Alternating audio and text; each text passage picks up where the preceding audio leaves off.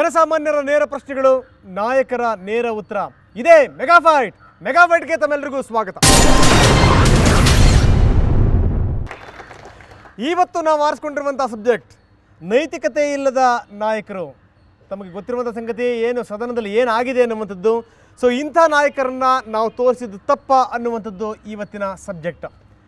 ಸದನದಲ್ಲಿ ಏನಾಯಿತು ಅದೆಲ್ಲದನ್ನು ಕೂಡ ಗಮನಿಸಿದಿರಿ. ನಾವು ಕೂಡ ಅದನ್ನು ಪದೇ ಪದೇ ತೋರಿಸಿದ್ದೀವಿ, ನಿಮ್ಮ ಮುಂದಿಟ್ಟಿದ್ದೀವಿ ನಾಯಕರುಗಳು ಏನು ಮಾಡ್ತಾ ಇದ್ದಾರೆ ಅಂತ. ಯಾಕಂದರೆ ನಾವು ಕಳಿಸಂಥ ನಾಯಕರು, ಅವ್ರ ಬಗ್ಗೆ ಸಾಕಷ್ಟು ಕನಸುಗಳಿದೆ, ಕನವರಿಕೆಗಳಿದೆ, ಆದರೆ ನಿಜಕ್ಕೂ ಅವರು ಮಾಡ್ತಿರುವಂಥದ್ದೇನು.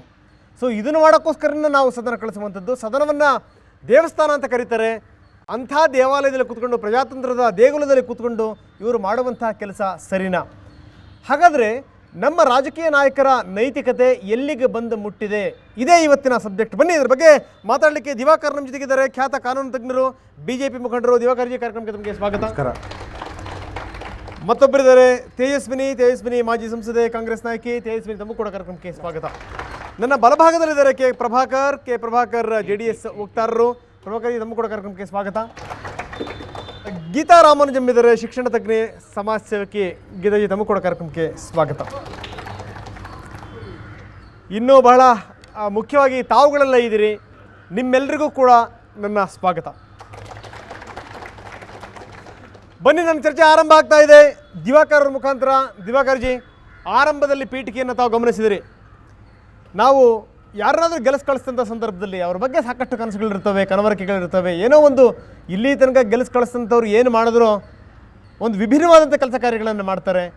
ಎಲ್ಲೋ ಒಂದು ಕಡೆಗೆ ನಮ್ಮ ಕಷ್ಟ ಸುಖಗಳಿಗೆ ಸ್ಪಂದಿಸ್ತಾರೆ, ನಮ್ಮ ಸಮಸ್ಯೆಗಳನ್ನು ಸದನದಲ್ಲಿ ಪ್ರಸ್ತಾಪ ಮಾಡ್ತಾರೆ, ಅದಕ್ಕೊಂದಿಷ್ಟು ಪರಿಹಾರಗಳನ್ನು ಹುಡುಕ್ತಾರೆ ಅನ್ನುವಂಥದ್ದು ನಿಜ.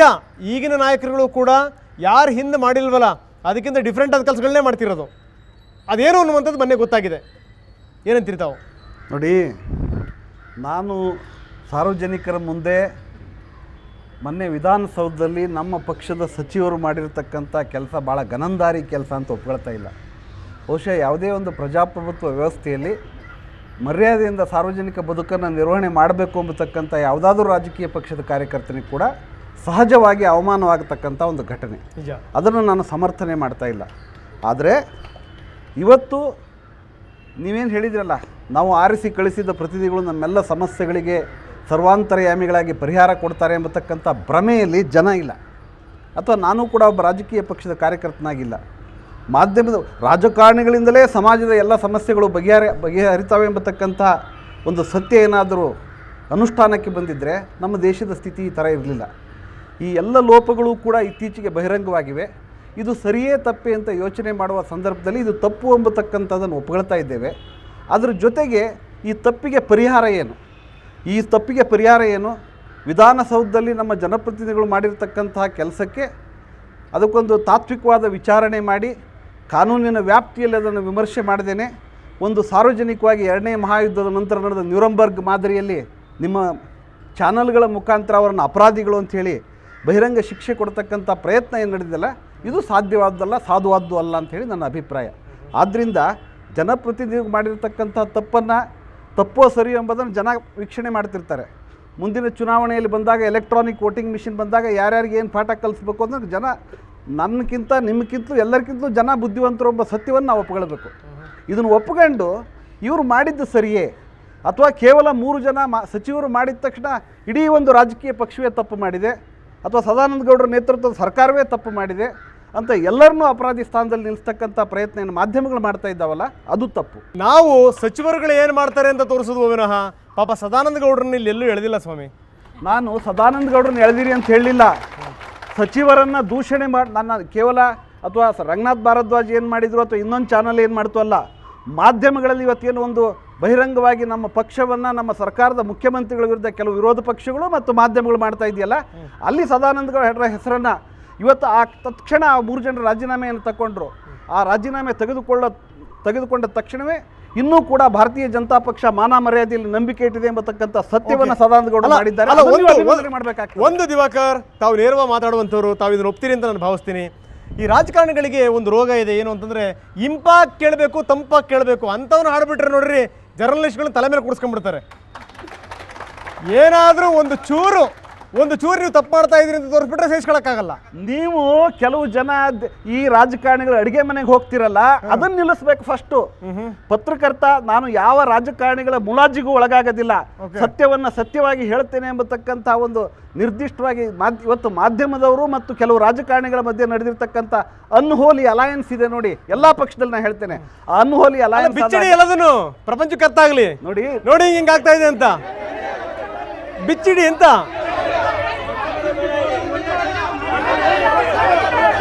ಮಾಧ್ಯಮದವರು ಕೂಡ ಒಳ್ಳೆಯವ್ರ ಬಗ್ಗೆ ಬರೆದ್ರೆ ಜನ ನಿಮ್ಮನ್ನು ಮೆಚ್ಚುತ್ತಾರೆ. ಮೊನ್ನೆ ದಿವಸ ಹಿರಿಯರಾದ ದಿವಂಗತ VS ಆಚಾರ್ಯ ತೀರ್ಕೊಂಡಾಗ ಎಲ್ಲ ಮಾಧ್ಯಮದವರು ಅವ್ರ ಬಗ್ಗೆ ಒಳ್ಳೆ ಮಾತನ್ನು ಹೇಳಿದ್ರಿ. ಅಲ್ಲ ಹೇಳ್ತೀನಿ ಪ್ಲೀಸ್. ಅಂತ ಒಳ್ಳೆಯವರು ಅನೇಕ ಜನ ಎಲ್ಲ ರಾಜಕೀಯ ಪಕ್ಷದಲ್ಲಿದ್ದಾರೆ, ಅವ್ರ ಬಗ್ಗೆ ಬರೀರಿ ಅಂತಂದ್ರೆ ನಾನು ನಿಮ್ಮಿಂದನೇ ಬದಲಾವಣೆ ಆಗ್ತದೆ ಅಂತಕ್ಕಂಥ ಯಾವ ನಿರೀಕ್ಷೆಯೂ ನನ್ನ ಹತ್ರಂತೂ ಇಲ್ಲ. ಆದರೆ ನೀವು ಮಾಡ್ತಾ ಇರೋ ಕೆಲಸವನ್ನ ಒಂದು ಕೆಲವು ಸಂಯಮದಿಂದ ಮಾಡಬೇಕಾಗತ್ತೆ. ನಾನು ಮೊದಲೇ ಹೇಳಿದೆ, ರಾಜಕಾರಣಿಗಳಿಂದ ಸಮಾಜದ ಎಲ್ಲ ರೋಗಗಳಿಗೆ ಪರಿಹಾರ ಸಿಗುತ್ತದೆ ಅಂತಕ್ಕಂಥ ಭ್ರಮೆಯಲ್ಲಿ ಸಾರ್ವಜನಿಕರು ಇಲ್ಲ, ನಾನು ಕೂಡ ಇಲ್ಲ. ಆದ್ರೆ ವಾಸ್ತವನ ಸತ್ಯಕ್ಕೆ ಚರ್ಚೆ ಮಾಡಿ. ಆದ್ರೆ ಒಂದ್ ಮಾತು ಮಾತ್ರ ನಿಜ, ನಮಗೂ ಕೂಡ ವಾಸ್ತವದ ಅರಿವಿದೆ. ಎಲ್ಲದೂ ಕೂಡ ಬದಲಾವಣೆ ನಮ್ಮಿಂದ ಆಗುತ್ತೆ ಅಂತ ನಾವು ಅಂದ್ಕೊಂಡಿಲ್ಲ, ಅಂತ ಭ್ರಮೆನೂ ನಮ್ಮಲ್ಲಿಲ್ಲ. ಆದರೆ ಬದಲಾವಣೆಗೋಸ್ಕರ ನಾವು ನಿರಂತರವಾಗಿ ತುಡಿತಾನೆ ಇರ್ತೀವಿ, ಖಂಡಿತವಾಗ್ಲೂ ಮಾಡ್ತಾನೆ ಇರ್ತೀವಿ, ನಿಮ್ಮದನ್ನು ತೋರಿಸ್ತಾನೆ ಇರ್ತೀವಿ. ಅದು ಮಾತ್ರ ಸತ್ಯ. ಎಸ್ ತೇಜಸ್ವಿನಿ ಮೇಡಮ್, ತಮ್ಮ ಸರ್ದಿ. ಮಾಧ್ಯಮಗಳು ಪ್ರಜಾಪ್ರಭುತ್ವದ 4ನೆಯ ಸ್ತಂಭ ಅಂತೇಳಿ ನಾವು ಕರೆಯೋದ್ರಿಂದಾಗಿ ಮಾಧ್ಯಮಗಳು ಇರೋದೇ ಅವ್ರ ಕೆಲಸ ಮಾಡೋದಕ್ಕೆ. ದಿವಾಕರ್ಜಿ ಹೇಳಿದ್ರಲ್ಲಿ ಒಂದು ಅಂಶವನ್ನು ಒಪ್ತೇನೆ, ಮಾಧ್ಯಮಗಳು ಕೂಡ ಇವತ್ತು ಪಕ್ಷಾತೀತವಾಗಿ ಇರಬೇಕಾದಷ್ಟು ಮಟ್ಟಿಗೆ ಇಲ್ಲ ಅನ್ನುವಂಥದ್ದನ್ನ ಅವರು ಹೈಲೈಟ್ ಮಾಡಿದ್ರು. ಈಗ 224 ಜನ ಶಾಸಕರ ಪೈಕಿ 3 ಜನ ತಪ್ಪು ಮಾಡಿದ ಕ್ಷಣ ಸಾರಾಸಗಟಾಗಿ ಒಂದು ಸಂಸ್ಥೆಗೆ ಅಪನಂಬಿಕೆ ಬರುವಂಥ ರೀತಿಯಲ್ಲಿ ಸಂಸ್ಥೆಯ ಮೇಲೆ ನಂಬಿಕೆ ಕಳ್ಕೊಂಡ್ರೆ ನಮಗೆ ಬೇರೆ ಹಾದಿ ಇಲ್ಲ. ಹಾಗಾಗಿ ವ್ಯವಸ್ಥೆಯನ್ನು ಸರಿಪಡಿಸಬೇಕು.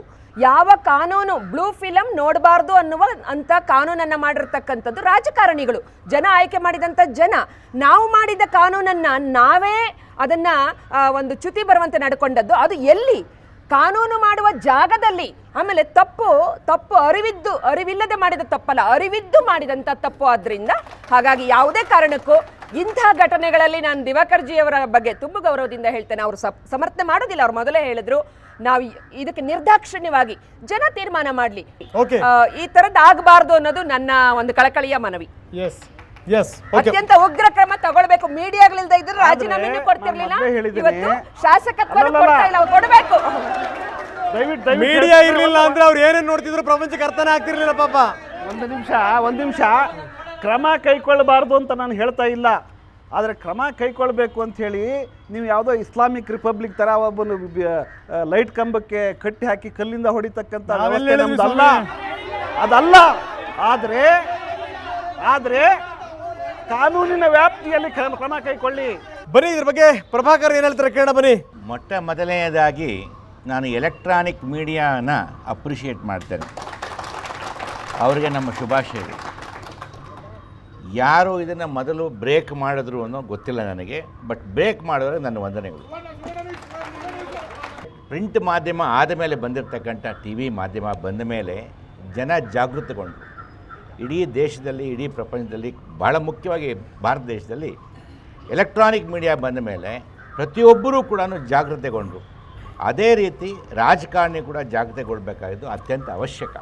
ಇಲ್ಲಿ ಮೊದಲನೇ ಪ್ರಶ್ನೆ ಕೇಳಿದ್ರು ಗೆಳೆಯ ರಂಗನಾಥ್ ಅವರು, ಇವತ್ತೊಂದು ದಿವಸ ಈ TV ಚಾನಲ್ ತೋರಿಸೋದು ಸರಿನಾ ಅಥವಾ ಅವ್ರು ನೋಡಿದ ಸರಿನಾ? TV ಚಾನಲ್ ತೋರಿಸಿದ್ದು ಕರೆಕ್ಟು, ಎಲೆಕ್ಟ್ರಾನಿಕ್ ಮೀಡಿಯಾ ತೋರಿಸಿದ್ದು ಅವರು ಮಾಡಿದ್ದು ಘೋರ ಅಪರಾಧ, ಅಕ್ಷಮ್ಯ ಅಪರಾಧ, ಮನ್ನಿಸಲಾಗ್ತಕ್ಕಂಥ ಅಪರಾಧ ಅವರು ಮಾಡಿದ್ದಾರೆ.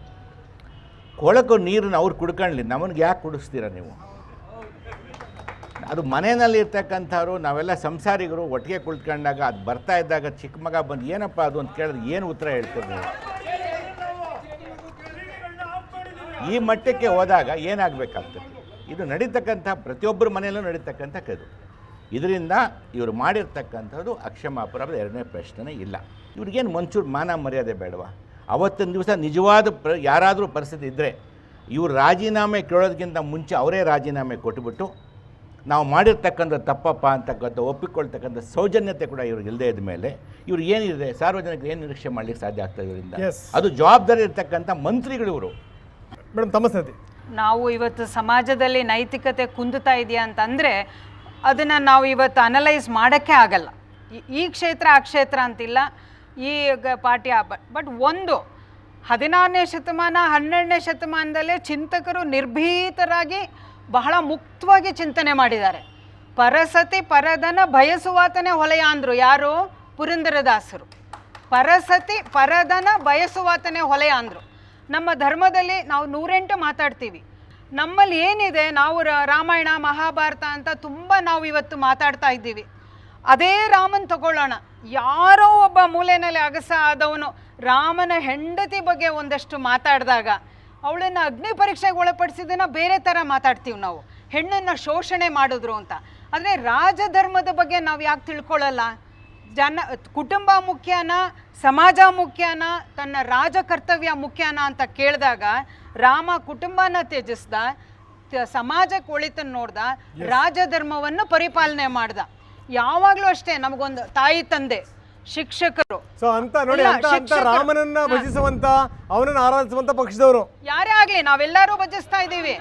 ಅಲ್ಲ ಅವರೊಬ್ಬರೇ ಅಲ್ಲ ರಂಗನಾಥ್ ಅವರೇ, ಅಲ್ಲ ಅವರೊಬ್ಬರೇ ಭಜಿಸ್ಬೇಕು ಅಂತಿಲ್ಲ. ನಾವು ಈ ಸಮಾಜ ತಗೋಬೇಕು. ಇವಾಗ ನಾಯಕರಾಗ್ಲಿ ಯಾರೇ ಆಗ್ಲಿ ನಾವು ತಪ್ಪು ಮಾಡಕ್ಕೆ ನಾವು ಸಾಧ್ಯವೇ ಇಲ್ಲ, ಮಾಡಬಾರ್ದು. ಓಕೆ ಮೇಡಮ್, ಮತ್ತಷ್ಟು ನಾನು ನಿಮ್ಗಳ ಜೊತೆಗೆ ಚರ್ಚೆ ಮಾಡ್ತೀನಿ. ಸೊ ಇಲ್ಲಿ ತನಕ ನಾಯಕರು ಮಾತಾಡಿದ್ರು, ಇನ್ನು ನಿಮ್ಗಳ ಸರದಿ, ನೀವೇನು ಹೇಳ್ತೀರಿ ಕೇಳೋಣ. ಅದಕ್ಕಿಂತ ಮೊದಲು ಒಂದು ಪುಟ್ಟ ವಿರಾಮ. ನೀವು ಹೇಳಿ, ಇಂಥ 3 ಜನ ಮಹಾನ್ಯರ ಮಂತ್ರಿಗಳಿಗೆ ಯಾವ ಶಿಕ್ಷೆ ಕೊಡಬೇಕು? ಆ ಮಂತ್ರಿಗಳು ಮಾಡಿರ್ತಕ್ಕಂಥ ಕೆಲಸವನ್ನು ನಾನು ಸಮರ್ಥನೆ ಮಾಡೋದಿಲ್ಲ.